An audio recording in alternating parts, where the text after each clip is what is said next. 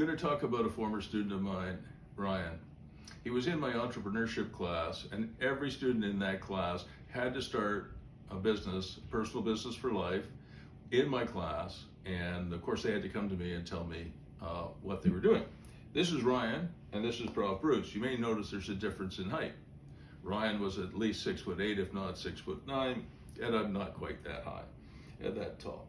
So he said, he's a tech guy in my class, and he says, I'm going to start a comic, an online comic. And I said, Ryan, you're going to start an online comic. You're a tech guy.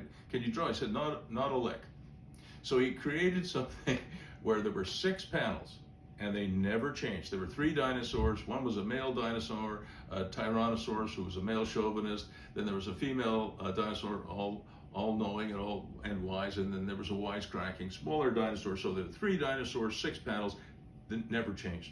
The only thing that changed every day was the dialogue between the 3 of them. So quants.com is a domain, I think it's on here somewhere. Quants.com is a domain that I actually registered, and then when I said, I like that domain, I'm going to use that domain. And you've heard me talk about magic marketing buttons. Well, Ryan came up with one. He was so tall that what he did was he did little green cutouts of his Tyrannosaurus, and on that he would put a URL, poo.ca. He still owns it. And he was so tall he could go around the university and he could put it up high where nobody could reach it. So a student would be in, say, a lecture by Prof Bruce and be looking up, bored as anything, and up there would be a dinosaur saying poo.ca, and people would start to look at it. And when you look at quants.com or poo.ca, you think, what's the big deal about this? The fact is that if you read it every day, you realize the interplay between these 3 characters is really, really subtle and interesting.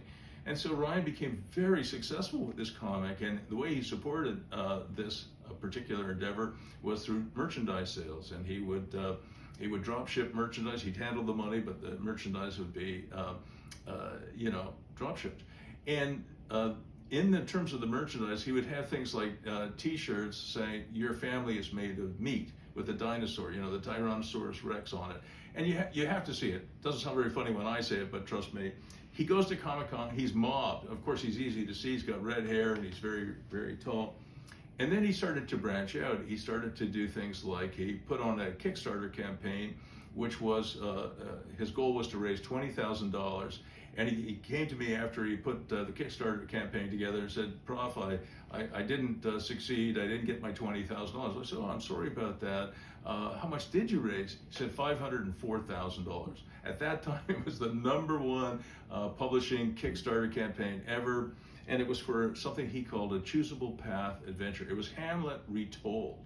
Sold $504,000 worth of copies of his book even before he had launched it. It was a huge success, and he's gone on to bigger and better things.